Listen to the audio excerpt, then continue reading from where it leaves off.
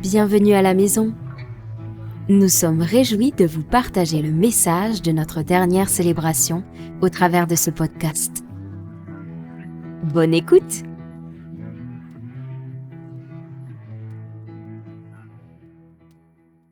Je suis enthousiaste de partager ce message parce que il me semble que le Seigneur il m'a demandé de partager ça. En tout cas, le titre est vraiment ce qu'il y a au fond.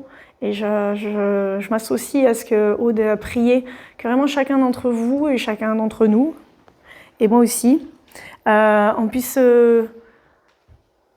être touché et être rejoint par ce que le Seigneur il veut dire ce soir. Ce soir, le titre de ce message, c'est « Me voici, envoie-moi ». Et en ce moment, on est dans cette série sur le fait qu'on est des pierres vivantes. On est des pierres vivantes dans un édifice.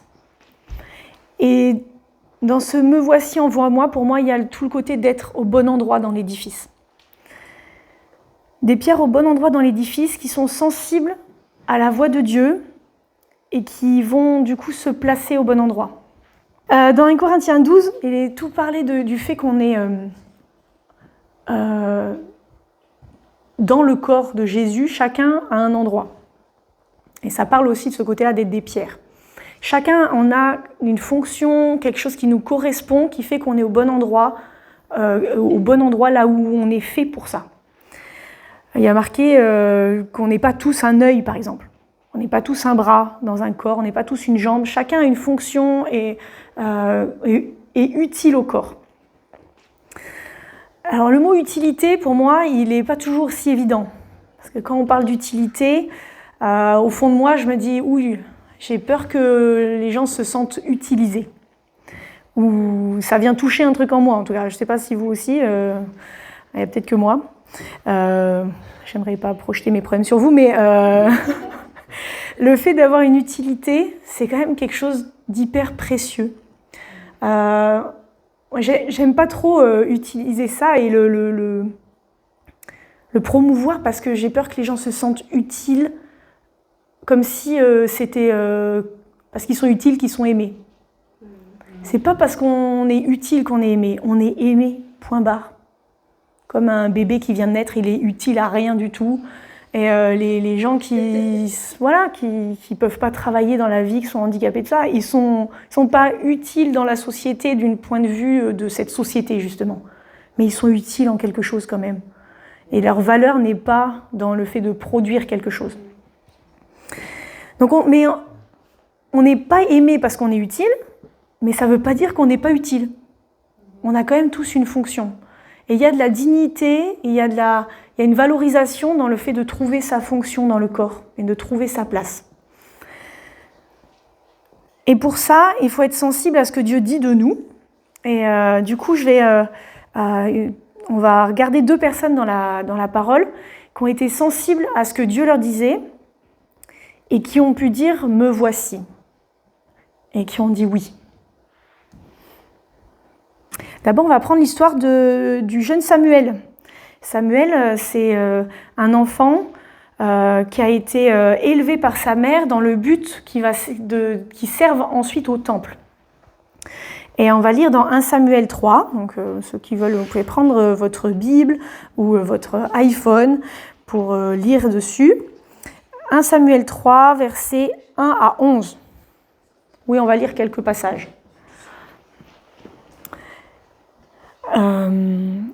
Le jeune Samuel était au service de l'Éternel devant Élie. La parole de l'Éternel était rare en ce temps-là. Les visions n'étaient pas fréquentes. En ce même temps, Élie, qui commençait à avoir les yeux troubles et ne pouvait plus voir, était couché à sa place. La lampe de Dieu n'était pas encore éteinte, et Samuel était couché dans le temple de l'Éternel, où était l'arche de Dieu. Alors l'Éternel appela Samuel. Il répondit « Me voici ». Et il courut vers Élie. Et il dit « Me voici, car tu m'as appelé ». Élie répondit « Je n'ai point appelé, retourne te coucher ». Et il alla se coucher. L'Éternel appela de nouveau Samuel. Et Samuel se leva, alla vers Élie et dit « Me voici, car tu m'as appelé ». Élie répondit, « Je n'ai point appelé mon fils, retourne te coucher. » Samuel ne connaissait pas encore l'Éternel, et la parole de l'Éternel ne lui avait pas encore été révélée. L'Éternel appela de nouveau Samuel pour la 3e fois, et Samuel se leva, alla vers Élie et dit, « Me voici, car tu m'as appelé. » Élie comprit que c'était l'Éternel qui appelait l'enfant, et il dit à Samuel, « Va, couche-toi, et si l'on t'appelle, tu diras, « Parle, Éternel, car ton serviteur écoute. » Et Samuel alla se coucher à sa place. L'Éternel vint et se présenta, et il appela comme les autres fois, « Samuel, Samuel. » Et Samuel répondit, « Parle, car ton serviteur écoute. » Alors l'Éternel dit à Samuel, « Voici, je vais faire en Israël une chose qui étourdira les oreilles de quiconque l'entendra. » Etc., etc. Je parlerai un tout petit peu après de ce qui est de plus ce que l'Éternel a dit à Samuel. Mais voilà l'histoire du jeune Samuel, qui était formé pour servir au temple. Il était couché là et il entend une voix qui l'appelle. Et il ne comprend pas que c'est l'Éternel, parce qu'il entend une voix. Et il pense que c'est Élie qui l'appelle depuis son lit, et il y va. Et plusieurs fois, il fait ça, et il est renvoyé au lit, jusqu'à ce que Élie comprenne. Et lui dise de dire « Parle, Éternel, ton serviteur écoute. » Cette histoire, elle nous parle de pas mal de choses. Déjà, Samuel, il avait un cœur pour servir. Bon, on pourrait dire qu'il n'avait pas eu le choix parce qu'il a été élevé comme ça. Mais quelque part dans son cœur, il n'a pas attendu d'entendre 3-4 fois la voix avant d'y aller. Il n'attend pas. Dès la première fois, il se lève et il cherche. Il cherche qui m'a parlé. Et ça me parle parce que parfois dans nos vies, on se dit, maman, je me suis trompée, j'étais pas dans la bonne voie, j'ai pas fait exactement, apparemment c'était pas moi, c'était pas vraiment ça qu'il fallait, et on peut culpabiliser de ne pas avoir été sur les bons chemins. Mais je crois qu'il n'y a pas de culpabilité, parce que quand on a un cœur qui cherche à servir, l'Éternel, il n'a pas dit, bon, il a rien compris. Du coup, je vais chercher quelqu'un d'autre. L'Éternel, il l'a appelé 3 fois. 3 fois, 4 fois. 4 fois, parce que la 3e fois, c'est Élie qui a compris. Donc l'Éternel, il a parlé 4 fois. Et il n'y a pas de culpabilité, il n'y a pas de culpabilisation dans le fait de chercher où est la voix de Dieu. Et des fois, on l'a trouvé rapidement, et parfois on s'est égaré et on a été chercher chez des humains. On a été chercher parce qu'on ne savait pas.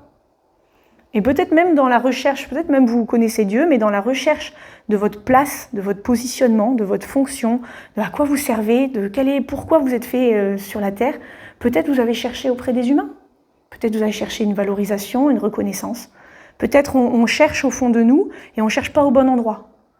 Il y a des fois dans nos cœurs un cri d'être reconnu, d'être vu, d'être aimé. Et on peut courir comme Samuel et pas comprendre que c'est l'Éternel qui nous parle et courir vers celui qui est celui visible, tangible. C'est lui qui nous parle d'habitude, donc pourquoi on n'irait pas là? Et l'Éternel a un autre plan, mais il n'y a pas de culpabilité, il n'y a pas de culpabilisation dans la démarche de Dieu de rappeler, de dire mais je te rappelle à nouveau, je te rappelle à nouveau. Mais Samuel, il avait un cœur pour servir et il était prêt à aller et à refaire et à refaire et à refaire. Prêt même à faire des erreurs. Et des fois, nous, on s'est arrêtés quand on a fait des erreurs. C'est un message pour chacun, pour moi aussi. Des fois, on s'arrête quand on fait des erreurs. Mais Samuel, il a continué. Il a continué même... Des fois, on dit, bon, on est bête, on recommence au même endroit. Lui, il a recommencé au même endroit. Bon, il n'avait pas trop le choix, il n'y avait pas 3 Élie. Mais des fois, on court après les humains. Des fois, dès qu'on entend quelque chose aussi, on court en pensant que ça y est, on a compris ce qu'on doit faire dans la vie, on a compris là où on doit aller. Et puis, du coup, il y a quelque chose qui n'est pas fini de maturer. Mais celui qui a les clés pour nous de notre appel, de notre destinée, c'est l'Éternel. Et des fois, même si on est dans le temple, même si on pense que toute notre destinée elle a été tracée quelque part, c'est pas suffisant. Samuel, il était là dans le temple, mais c'était pas suffisant. Il avait besoin que la parole de l'Éternel lui soit révélée personnellement et de vivre en fonction de ça. Une autre chose que je vois de Samuel, c'est qu'il est très enseignable, il est prêt à changer d'attitude. Il continue. Et quand Élie lui dit, eh ben, il change, il change de positionnement. Il est prêt à rencontrer Dieu et à dire, ok, que ce soit toi, Seigneur. Samuel, il avait l'habitude d'être enseigné par Élie. Il a accepté de changer de façon de faire. Il a écouté jusqu'au bout. Il a écouté jusqu'au bout aussi ce que l'Éternel lui a dit. Alors, qu'est-ce que l'Éternel lui a dit ? Je ne vais pas le lire maintenant parce que c'est long. Mais en fait, c'était très raide ce que l'Éternel a dit à Samuel. En fait, Élie, donc c'était celui qui était dans le temple, qui prophétisait. Et en fait, ses fils à Élie, ils ne servaient pas l'Éternel. Ils faisaient n'importe quoi.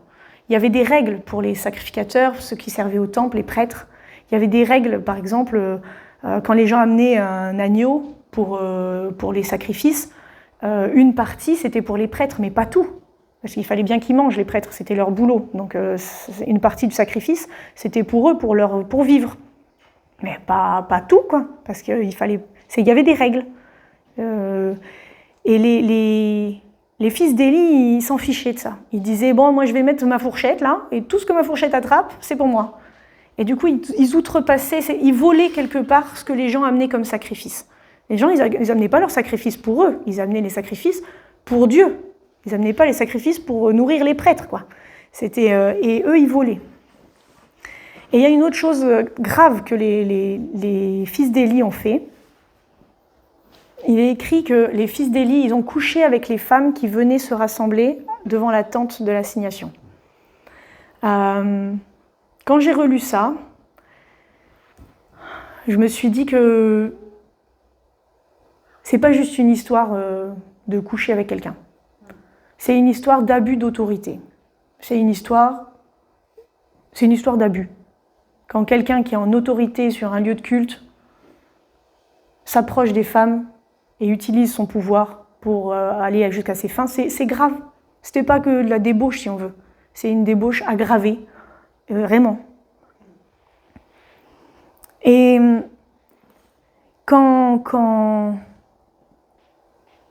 et Samuel, c'était un tout jeune garçon. Et Dieu est venu lui dire, j'ai vu le péché des fils d'Élie, et j'ai vu le péché d'Élie parce qu'il sait. Et il ne les a pas écartés. Il leur avait parlé, mais ils n'avaient pas écouté. Et pour Élie, c'était ses fils, c'était trop dur, et c'est la faiblesse d'Élie, et Dieu est venu la confronter. Il est venu confronter cette faiblesse, de dire, ok, tu penses que tu as fait justice parce que tu as parlé, non. Il y a quelque chose que tu aurais dû faire de plus.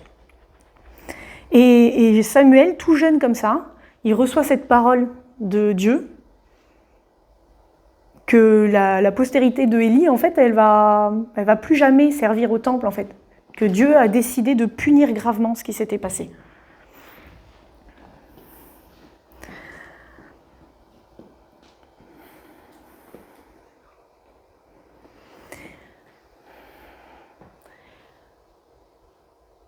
Ça m'a fait penser à plein de choses, à énormément de sujets.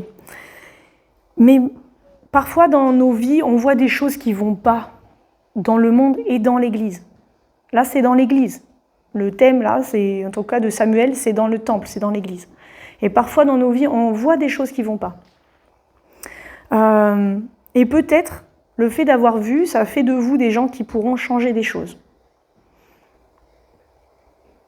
Peut-être. Peut-être, si vous gardez et qu'on garde ensemble un cœur qui est enseignable et qu'on attend pas seulement que ce soit les hommes qui nous appellent et notre propre souffrance, mais que ce soit Dieu.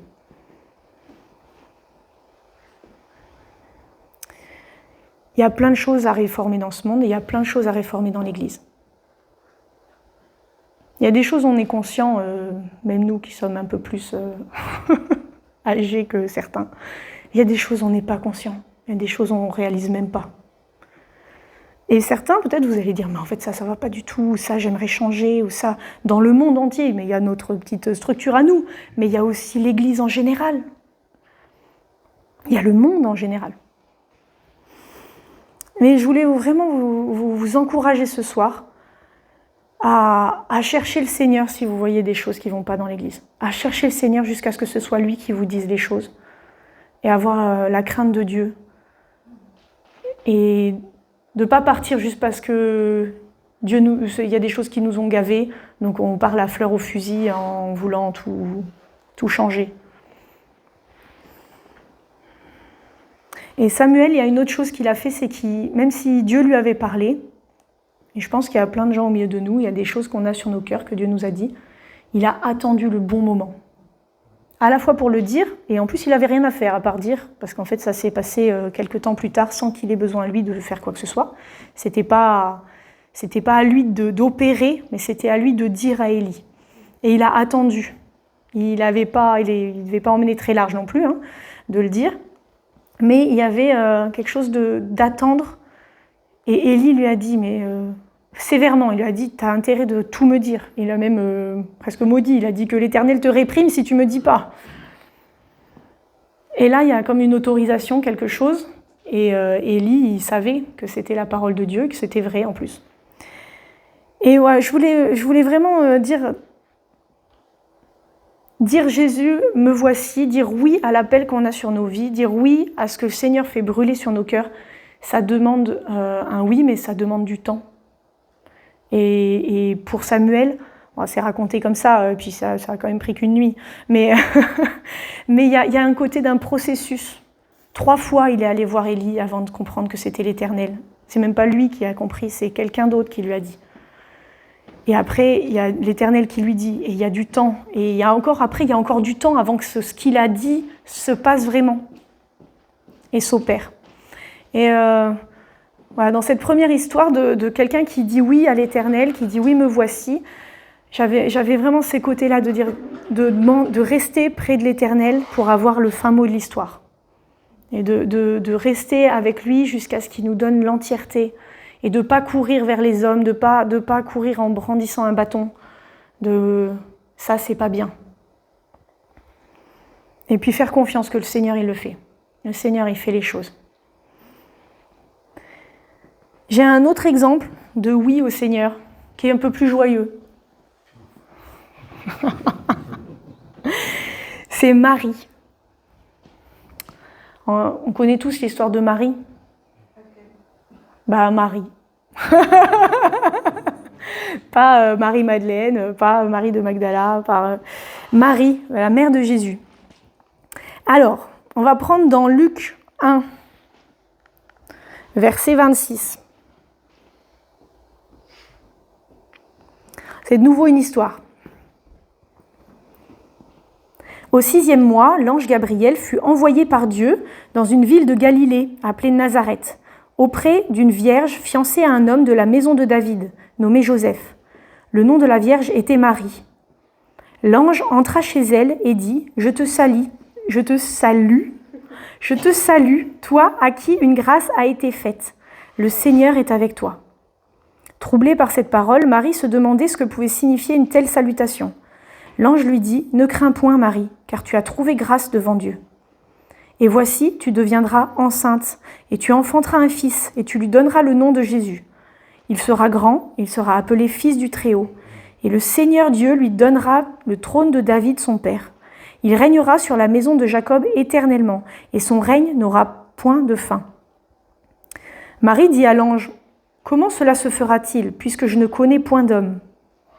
L'ange lui répondit « Le Saint-Esprit viendra sur toi, et la puissance du Très-Haut te couvrira de son ombre.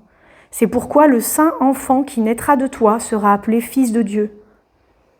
Voici Élisabeth, ta parente, a conçu elle aussi un fils en sa vieillesse, et celle qui est appelée stérile est dans son 6e mois, car rien n'est impossible à Dieu. Marie dit « Je suis la servante du Seigneur, qu'il me soit fait selon ta parole. » Et l'ange la quitta.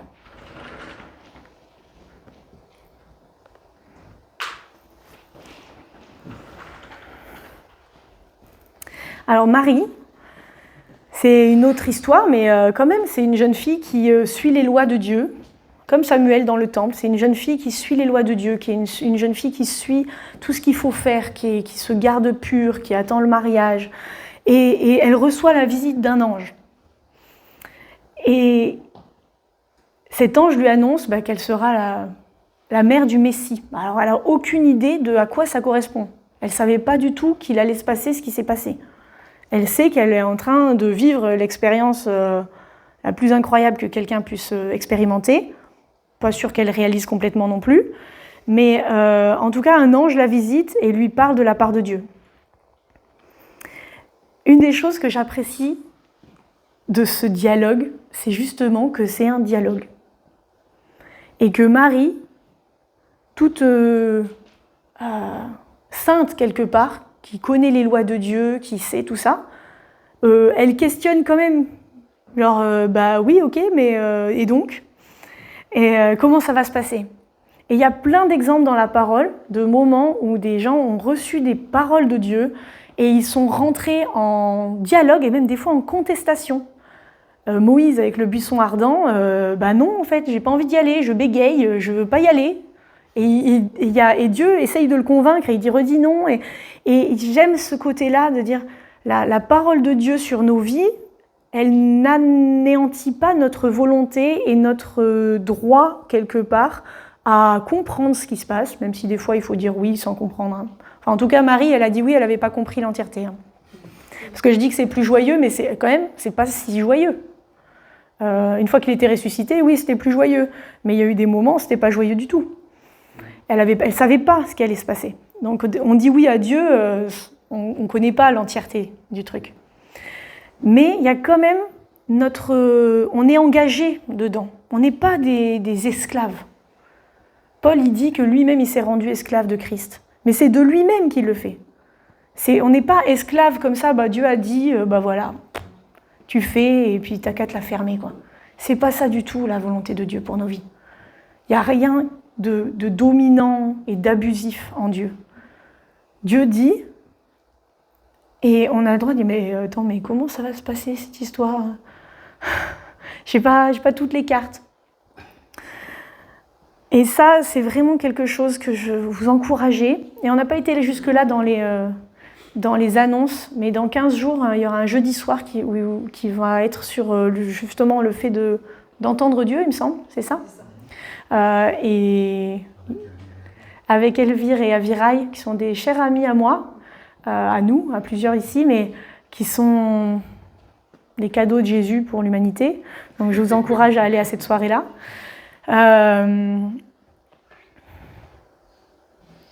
Et c'est important de marcher en désirant ardemment rencontrer Dieu et lui parler et qu'il nous parle. Et si vous avez des blocages encore, c'est normal, ça va aller, mais on continue, on y va. Il y a un but à atteindre, c'est la communion parfaite avec Dieu. C'est un but à atteindre dans un sens et pas vraiment, c'est-à-dire qu'il a tout fait, Jésus il a tout fait, c'est fait, le voile est déchiré. Mais nous, on est des fois bloqués, il y a de l'incrédulité, on a peur, des fois Dieu il nous parle, on n'a même pas capté que c'est lui qui nous parle. Mais il y a une marche. Et pour dire oui, il faut savoir à quoi on dit oui. Et pour ça, il faut l'entendre, il faut le capter, il faut voir ce qu'il dit. Il parle au travers de la parole, il parle au travers de nos cœurs, il parle dans la prière, il parle au travers des autres. Et plus on est sensible à l'entendre, plus on a de chances de pouvoir dire oui. Parce que sinon, on passe à côté. Et on peut croire toute nos vies qu'on est fait juste pour pas grand-chose, des fois. On pense qu'on est fait pour pas grand-chose. Et Dieu, il a des immenses projets pour nous. Et ça, c'est qu'en se frottant à lui quelque part, en cherchant. Et je veux vous encourager à aller à cette soirée dans 15 jours. Parce que pour rentrer en dialogue avec le ciel et pouvoir contester un peu et dire oui, mais comment ça va se passer, il faut quand même avoir entendu une première fois qu'est-ce qui va se passer. Et pas hésiter ensuite à continuer justement, à demander des précisions, des explications, et que c'est pas juste un one-shot.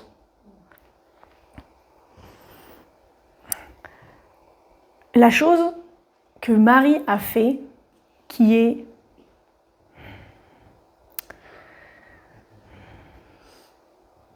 qui est un exemple vraiment pour chacun d'entre nous, c'est qu'elle a été prête à se donner. Quand elle a dit « mais comment est-ce que ça va se passer parce que je ne connais point d'homme », ça veut dire « en fait, je sais que si ça se passe », il y avait toute sa vie là. Je suis une jeune fille d'Israël qui s'est gardée jusqu'au mariage et je vais être enceinte.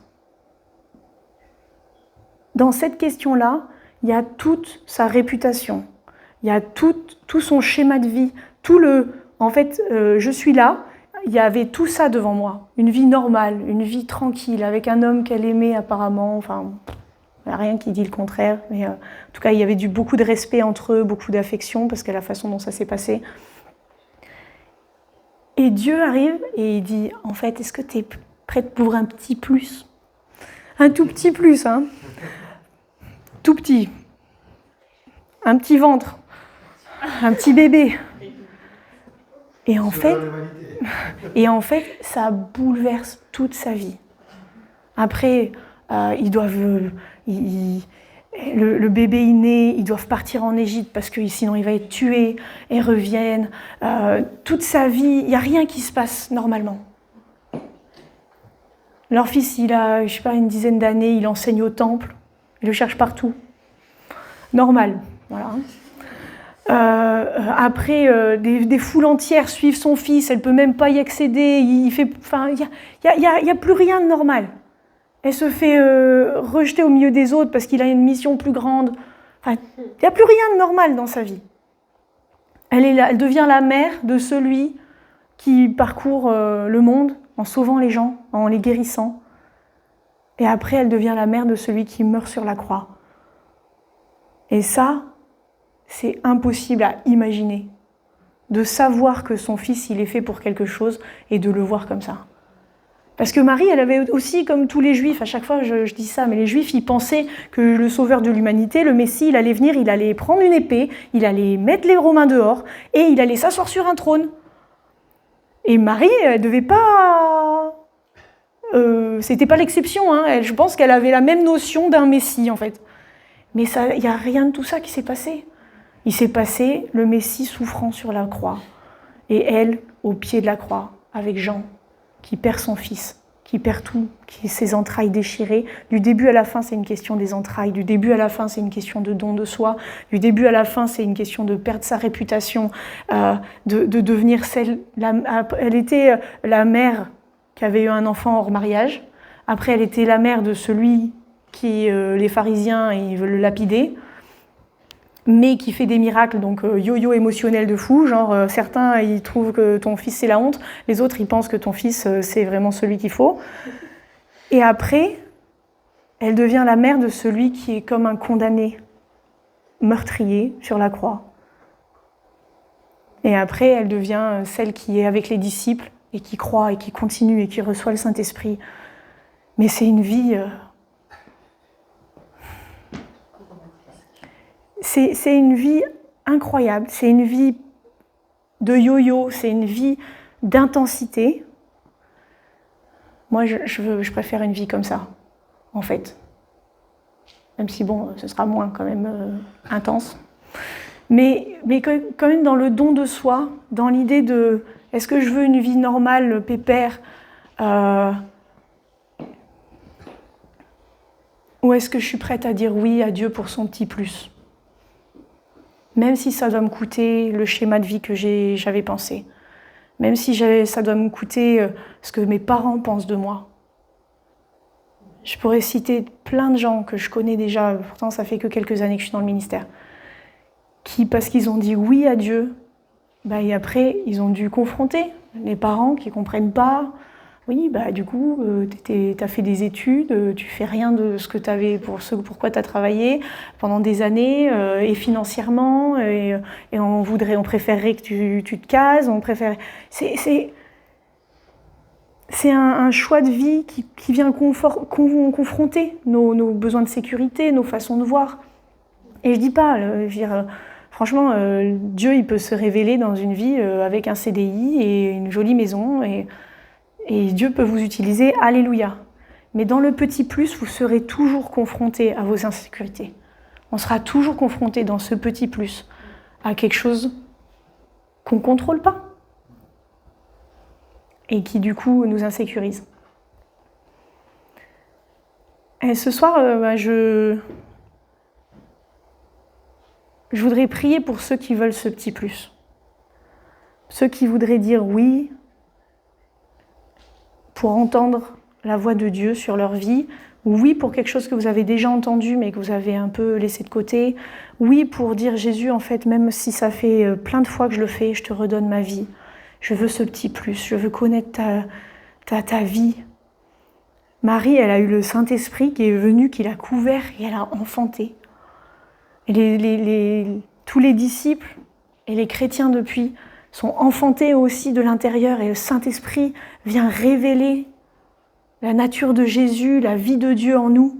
Ça, ce petit plus auquel nous on aspire. D'avoir une vie remplie de Jésus, remplie du Saint-Esprit qui fait que rien n'est pareil que ce que ça devrait être. À chaque fois, il y a possibilité que Jésus il dise « oui, mais non ».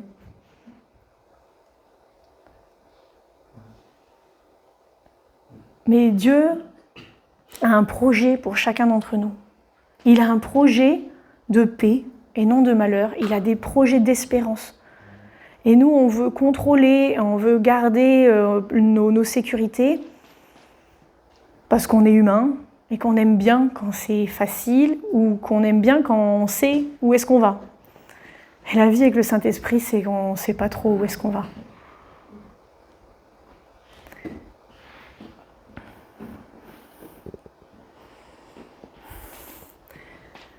Être des pierres vivantes, c'est pas toujours un kiff. Même si on le présente comme du coup on est vivant et c'est super.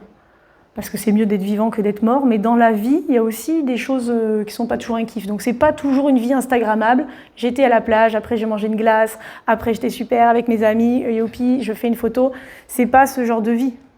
C'est le milieu entre les photos instagrammables.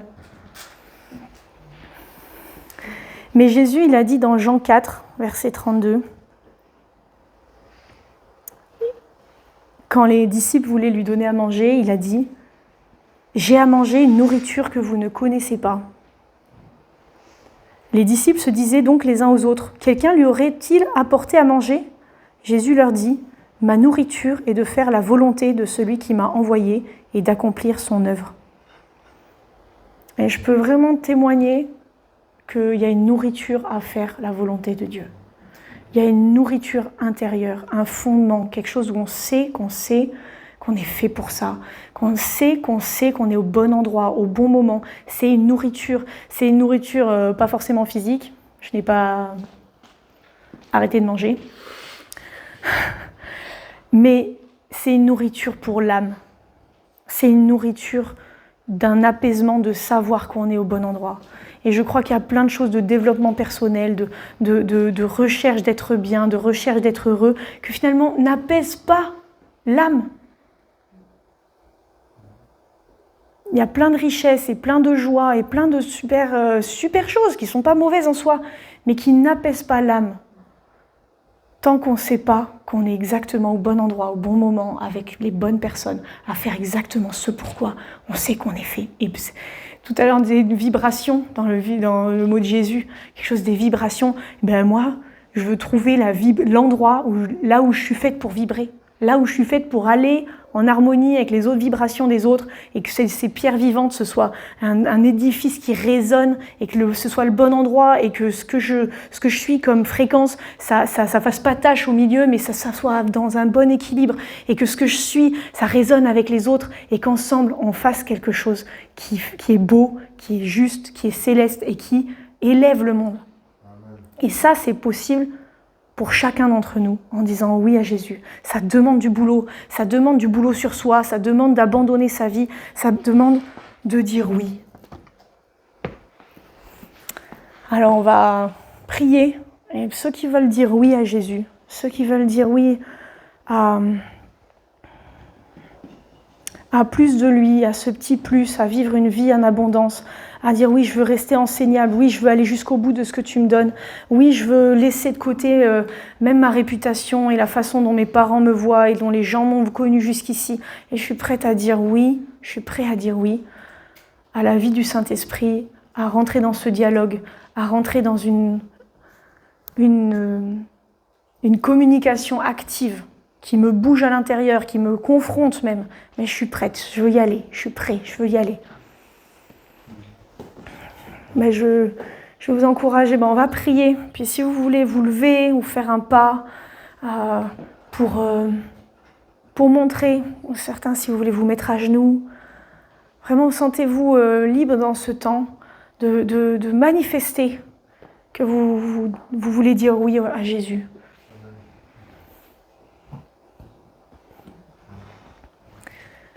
Seigneur, ensemble, on veut se tenir devant toi ce soir et dire oui pour entendre ta voix, dire oui pour rentrer dans cette réalité-là.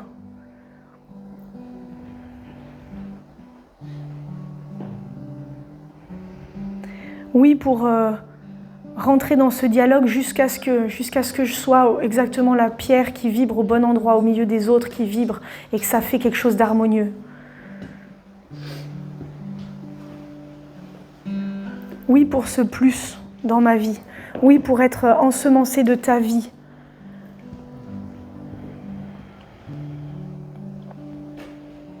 Oui pour ce plus dans ma vie, même si ça me coûte des choses, même si ça me confronte dans mes peurs, dans mon besoin de contrôler, dans le fait que je veux savoir ce qui va se passer après. Je veux dire oui à ta vie. Donc vous pouvez faire cette prière.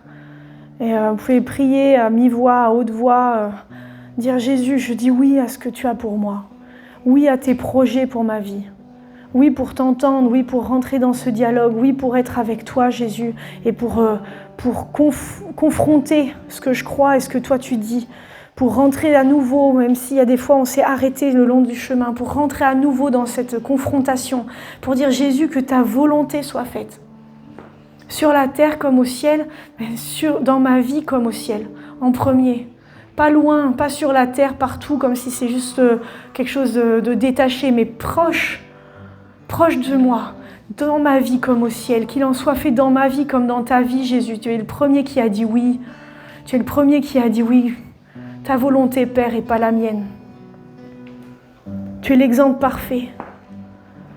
Qu'il en soit fait dans nos vies comme dans la tienne, Seigneur. Nous voulons dire oui à ta vie, oui à ce que tu as pour nous, Jésus. Merci de nous avoir écoutés. Nous prions que ce message porte du fruit pour vos vies et que l'Esprit de Dieu vous remplisse.